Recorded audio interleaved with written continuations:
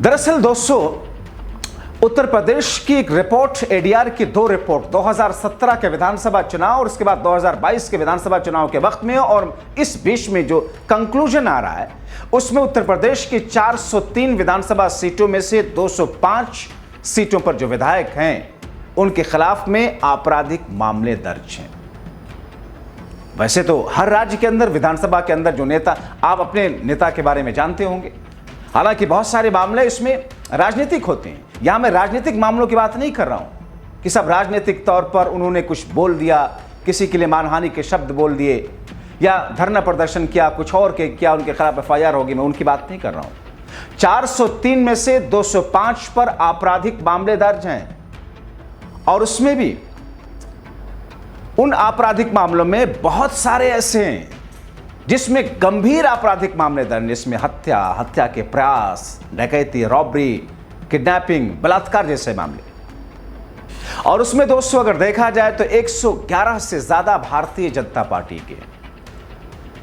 दोस्तों बीते दिनों कुछ महीने पहले, 2 महीने पहले अभी सुप्रीम कोर्ट में एक केस आया और बीजेपी के एक नेता हैं और अधिवक्ता हैं सुप्रीम कोर्ट के, अश्वनी उपाध्याय, उन्होंने एक केस डाला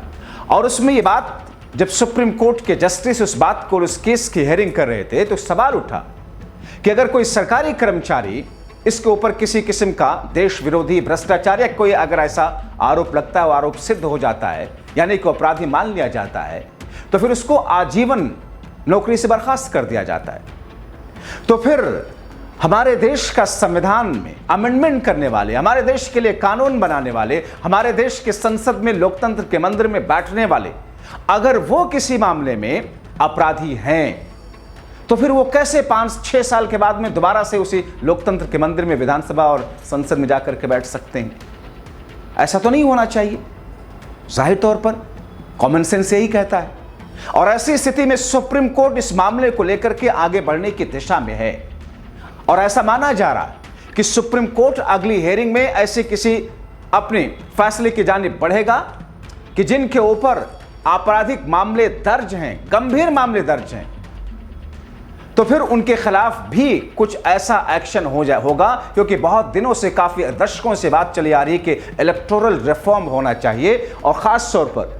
चुनाव आयोग से लेकर के या फिर सुप्रीम कोर्ट से लेकर के इन चीजों पर एक अलग तरीके की उम्मीद जताई जा रही है।